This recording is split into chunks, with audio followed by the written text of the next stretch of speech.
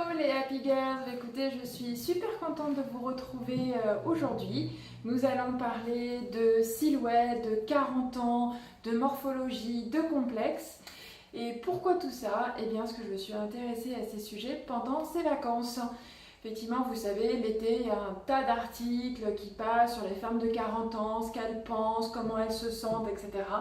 Écoutez, j'ai lu des choses très intéressantes comme quoi la femme à 40 ans, elle sait ce qu'elle veut, elle sait ce qu'elle veut pas, elle n'a plus de haussement de son ton, de son caractère qui change ou quoi que ce soit.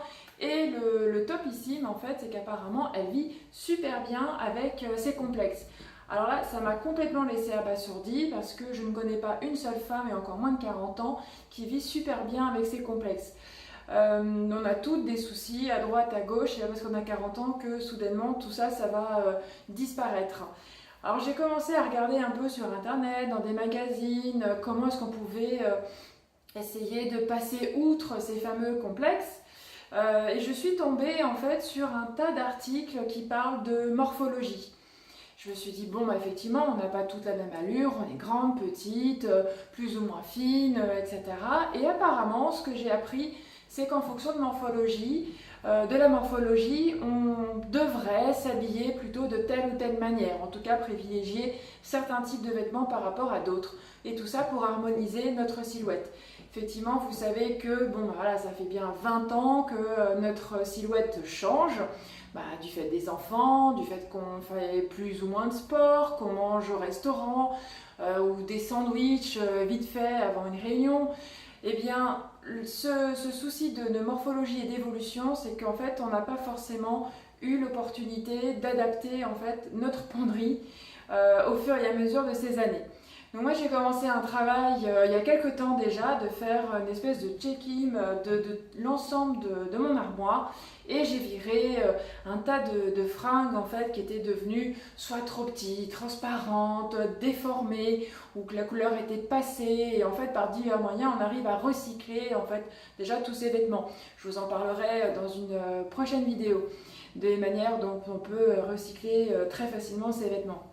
Après, quand j'ai lu tout un tas d'articles sur la morphologie, je me suis rendu compte qu'il me restait encore énormément de vêtements du type oui mais au cas où si je maigris, oui mais si la mode elle change et que ça revient, ouais mais tu l'as jamais mis ce truc là, ben oui mais on sait jamais.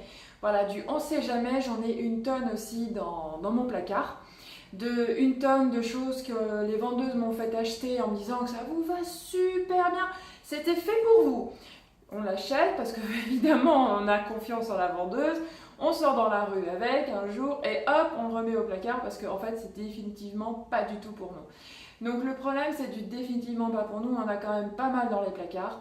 Et ça nous encombre énormément, et vous connaissez parfaitement bien cette phrase, et surtout si vous avez un conjoint, un papa, enfin je ne sais qui, un homme autour de vous qui vous a sûrement déjà entendu au moins une fois dans votre vie de dire mais je ne sais pas quoi mettre, j'ai rien à me mettre. Mais effectivement on n'a rien à se mettre parce qu'en fait on a beaucoup trop de vêtements, et malheureusement beaucoup de vêtements qui ne sont pas adaptés à notre morphologie. On a soit beaucoup de fesses, soit beaucoup de seins, soit pas assez de fesses, soit pas assez de seins, soit on est très grande, soit on est petite, etc. Et apparemment, d'après ce qu'un tas d'autres expérimentés de la mode ont pu dire, eh bien apparemment on doit adapter en fait nos vêtements par rapport à notre silhouette. Tout ça pour vous dire en fait que je vais faire une autre vidéo pour vous apprendre comment différencier votre silhouette par rapport à une autre, la caractériser. On va parler de morphologie, il y a différents types de morphologie, et ensuite on parlera des différents vêtements qui sont appropriés en fonction de notre morphologie. Et tout ça dans un seul but, c'est celui de se sentir belle autant en basket qu'en escarpin.